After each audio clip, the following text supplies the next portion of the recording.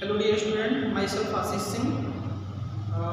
Dear student, in this video lecture I am going to tell you about the most important lesson of class 12, that is haloalkane and haloarine.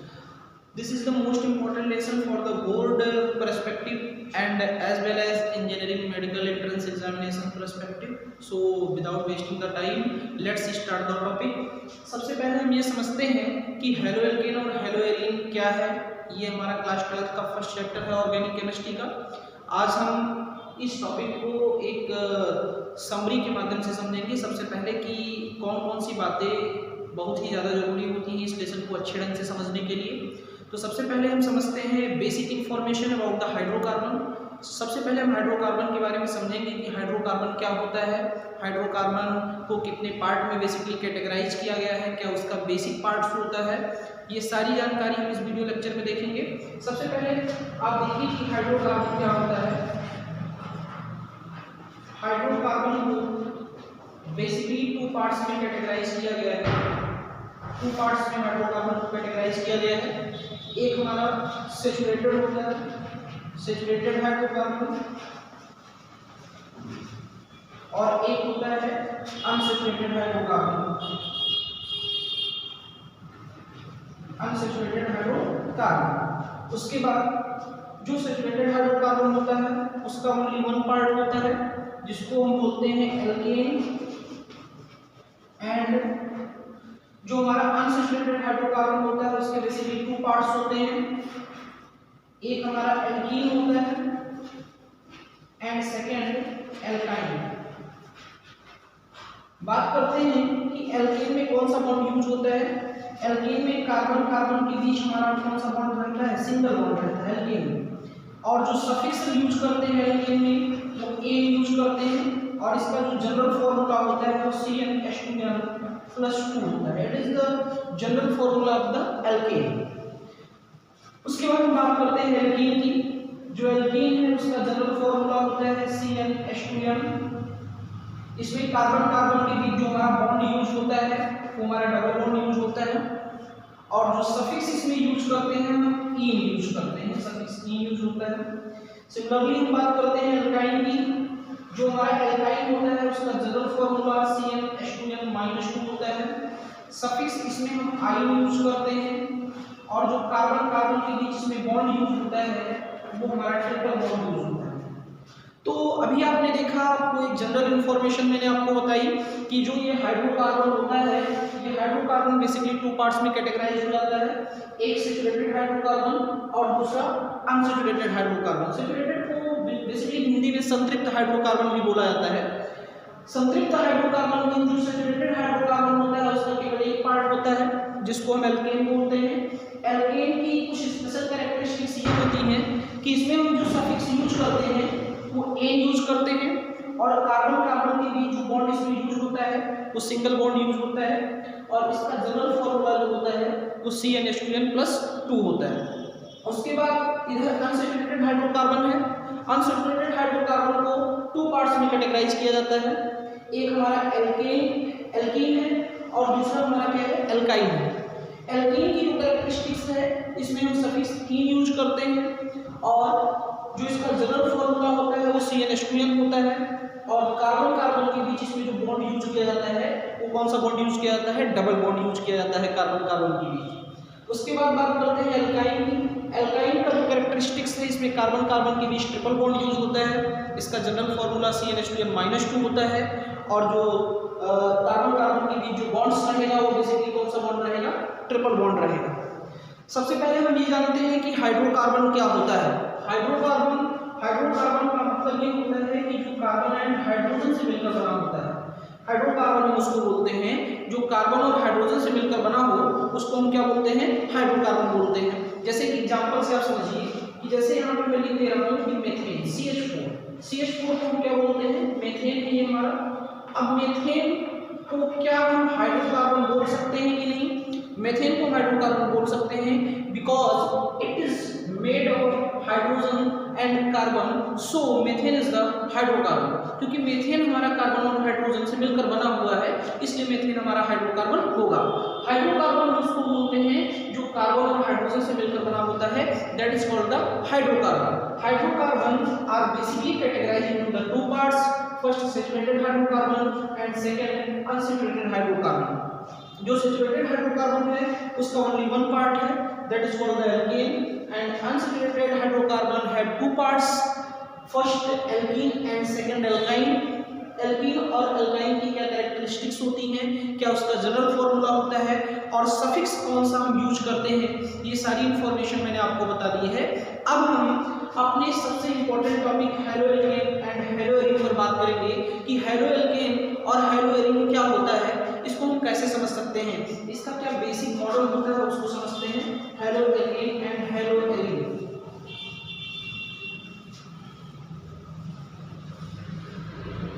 जैसे कि आप देखिए यहाँ पे, जैसे कि लिखा है हेलोएल्केन।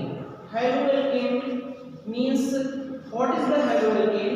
हेलोएल्केन, हेलो यहाँ पे देखिए जो ये हेलोएल्केन लिखा है, इस हेलोएल्केन को अगर हम जनरली देखें तो ये टू वर्ड से मिलकर बना हुआ है, एक हमारा हेलो और plus alkane, halo plus alkane, that is called the haloalkane. जो हेलोजन, हेलो मींस क्या होता है, हेलो मींस होता है हेलोजन, हेलोजन और एल्केन से मिलकर के जो बना होता है उसी को हम क्या बोलते हैं, हेलोएल्केन बोलते हैं। जैसे कि एग्जांपल से आप समझिए, एल्केन के कुछ मेंबर्स को हम देखेंगे, कुछ जनरल मेंबर हम एल्केन के देखेंगे, जैसे कि एन की वैल्यूज हमको पता होती है 1 2 3 4 5 6 समथिंग, कुछ भी हम रख सकते हैं। फॉर्मूला हमको एल्केन का पता है कि एल्केन का जनरल फॉर्मूला क्या होता है, एल्केन का जनरल फॉर्मूला होता है CnH2n+2।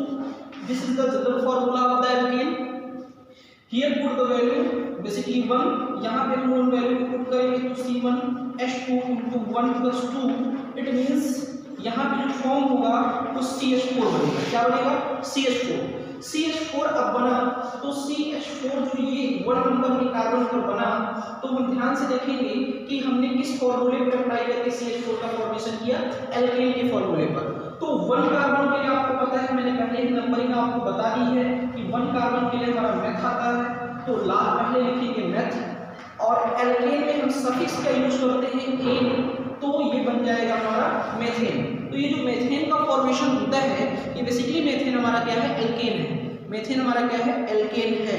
तो इट मींस कि हमको करना क्या है कि उसी एल्केन में, जैसे कि मेथेन का ये स्ट्रक्चर है, it is the structure of the methane, ये मेथेन का स्ट्रक्चर है। इसी एल्केन में जब कोई हेलोजन आके ऐड हो जाए, ये हमारा क्या है, एल्केन है। इसी एल्केन में जब कोई हेलोजन आकर के ऐड हो जाए तो वो किसका फॉर्मेशन कर लेगा, हेलोएल्केन का फॉर्मेशन करेगा। जैसे कि मेथेन मैंने बताया कि ये जो मेथेन है, ये मेथेन हमारा क्या है, एल्केन है। अब यहाँ पे देखिए, यहाँ से एक हाइड्रोजन अलग हो, यहाँ से एक हाइड्रोजन अलग हो और इसके इस हाइड्रोजन के प्लेस पे कोई हेलोजन यहाँ आ जाए, एक हाइड्रोजन यहाँ से क्या हो, रिमूव हो, और इस हाइड्रोजन के प्लेस पे कोई हाइड्रोजन आ जाए तो ये किसका फॉर्मेशन करेगा, हेलोएल्केन का फॉर्मेशन करेगा। तो यहाँ से बनेगा क्या, यहाँ से बनेगा CH3Cl, और इसी के साथ हाइड्रोजन एसिड का भी क्या होगा, फॉर्मेशन होगा, इसी के साथ हाइड्रोजन एसिड का फॉर्मेशन होगा। तो ये जो हमारा अभी बना, इसको हम क्या बोलते हैं, हेलोएल्केन। इसको हेलोएल्केन इसलिए बोलेंगे क्योंकि आपने देखा कि इस एल्केन में हाइड्रोजन हाइड्रोजन के प्लेस पे आ गया और किसका फॉर्मेशन किया, हेलोएल्केन का फॉर्मेशन किया। मतलब कि जो हेलोएल्केन होते हैं वो एल्केन के डेरिवेटिव्स होते हैं। हम ये कह सकते हैं कि जो हेलोएल्केन होते हैं वो किसके डेरिवेटिव होते हैं, एल्केन के डेरिवेटिव्स होते हैं। अब हम बात करते हैं कि हेलोएरीन क्या होता है। हेलोएरीन को हम कैसे समझ सकते हैं, हेलोएरीन को समझने के लिए हम एक छोटी सी बात को समझते हैं कि हेलोएरीन को अच्छे ढंग से सही से समझ में आ जाए। हेलोएरीन, जैसे कि देखिए एरीन का मतलब क्या होता है, सबसे पहले हम एरीन का मतलब समझेंगे। एरीन का मतलब होता है बेंजीन रिंग। जहां पे भी आपको एरीन वर्ड मिले, इस एरीन वर्ड का बेसिकली मतलब क्या होता है, इसका मतलब होता है बेंजीन रिंग होता है एरीन का मतलब। तो यहाँ पे आप समझ सकते हैं कि जहाँ पे एरीन वर्ड मिले उसका सीधा मतलब क्या होता है, बेंजीन रिंग। तो यहाँ पे मैं आपको बताऊं कि हेलोएरीन लिखा है, हेलोएरीन।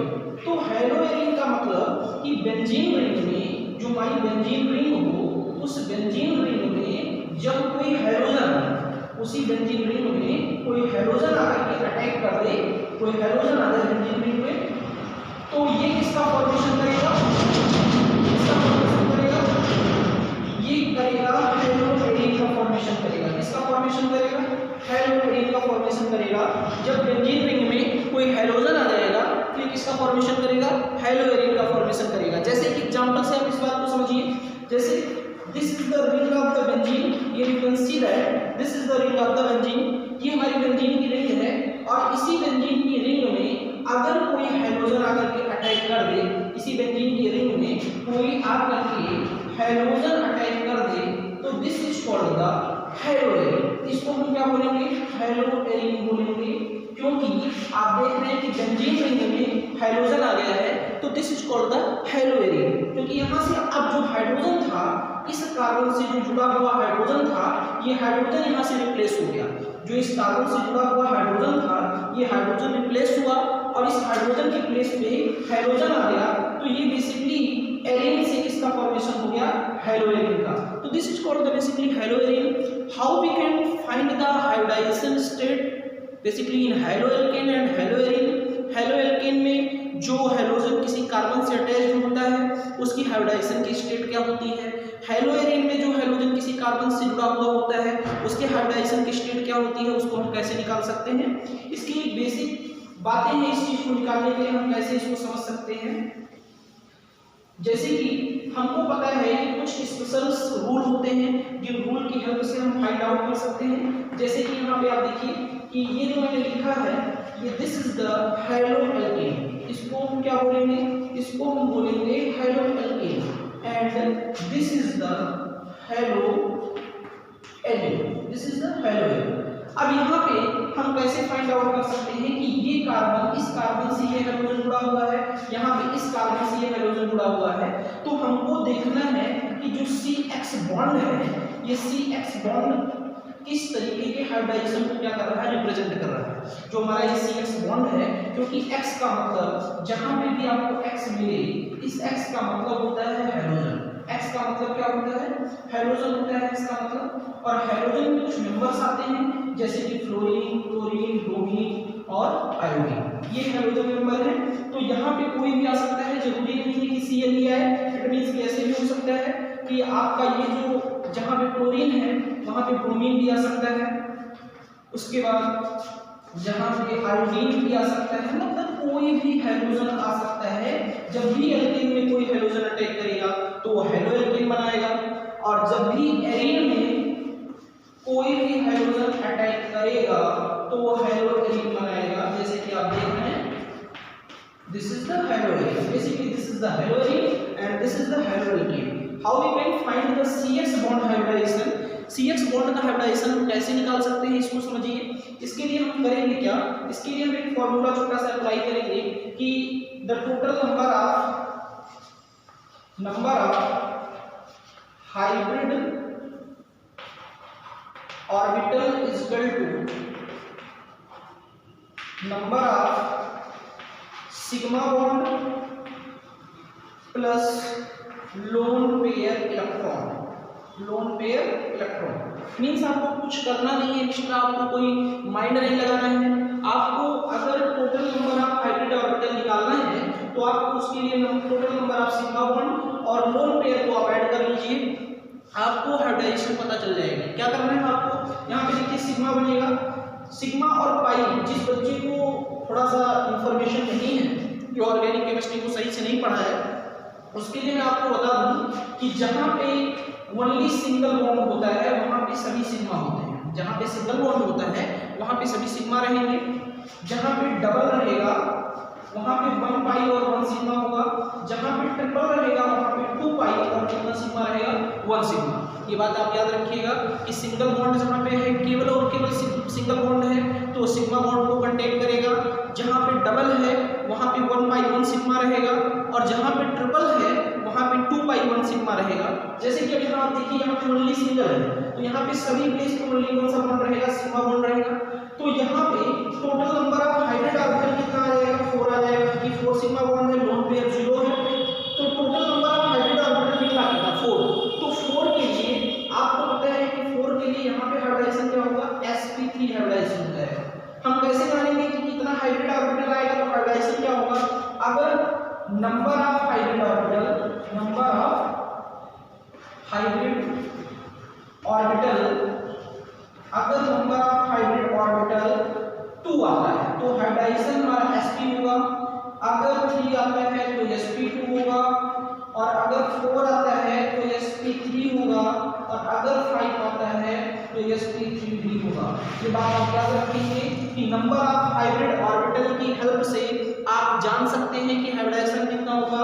तो यहाँ पे total number of hybrid orbital 4 आ रहा है, तो इस कार्बन का हाइब्रिडाइजेशन कितना हो जाएगा sp3। सिमिलरली इसका भी sp3 हो जाएगा, इसका भी sp3 हो जाएगा।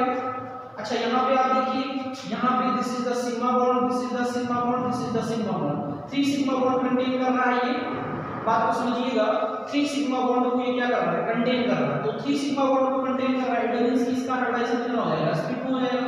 यहाँ पे भी ये कौन सा हाइब्रिडाइजेशन हो गएगा, sp2 हाइब्रिडाइजेशन हो गएगा। यहाँ पे कौन सा हाइब्रिडाइजेशन हो गएगा, sp2 हाइब्रिडाइजेशन हो गएगा। तो आप इस बात को जानिएगा कि इस वीडियो लेक्चर में मैंने आपको हेलो एल्केन और हेलो एरीन के बारे में बताया कि बेसिकली हेलो एल्केन और हेलो एरीन होता क्या है, इसका फॉर्मेशन कैसे होता है, और हेलो एल्केन और हेलो एरीन में जिस कार्बन से हाइड्रोजन जुड़ा हुआ होता है उसके हाइब्रिडाइजेशन की स्टेट कैसे हम निकाल सकते हैं। नेक्स्ट वीडियो लेक्चर में मैं आपको बताऊंगा हेलो एल्केन और हेलो एरीन्स के टाइप्स क्या होते हैं, उसके बाद प्राइमरी सेकेंडरी और टर्सरी कार्बन्स क्या होते हैं, और primary secondary tertiary alkyl highlights कौन से होते हैं, इसकी जानकारी हम नेक्स्ट वीडियो लेक्चर में डिस्कस करेंगे। थैंक्स।